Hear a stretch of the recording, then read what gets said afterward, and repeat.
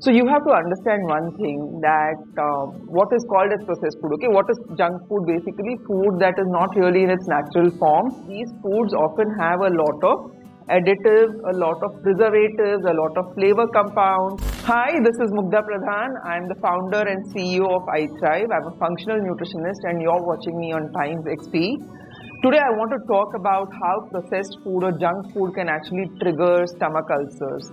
So you have to understand one thing that what is called as processed food. Okay, what is junk food? Basically, food that is not really in its natural form, but food that's been highly processed through industrialized processes, or food that's been made to change its form. For example, you take an orange and then you take it to a plant, which is like a factory, and then you strip it off all of its fiber and everything. You make a juice out of it. That juice really has no taste, and then you add sugar to it, you add color, you add flavors, and then you put it inside a pack, a Tetra pack, and then that comes to you as orange juice.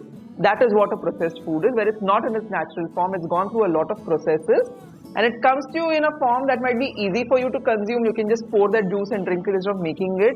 Or you can just cut open a biscuit packet and eat a couple of biscuits, or you can just like heat some water and make instant noodles in that. I won't say which brand.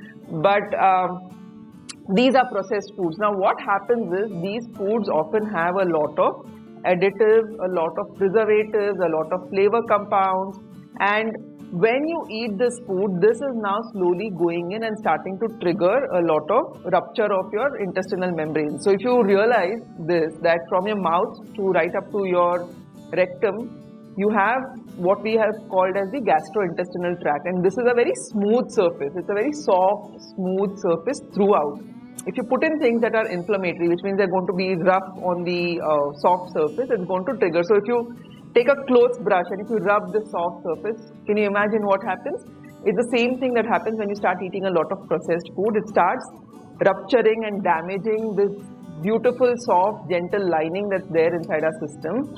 When that starts happening for a long time, if there are irritants, if there is a rupture happening over time, that can start creating wounds. Like on top of your skin, if you have something that's continuously irritating your skin will start breaking and there'll be a wound there, right? So an ulcer is an internal wound. It's a wound inside your stomach.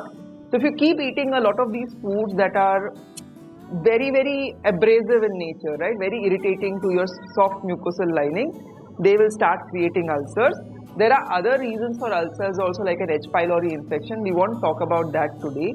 But this is how junk food really triggers ulcer formation, gut irritation, inflammation inside the gut, pain and acidity inside your gut. And that's why these foods must be avoided.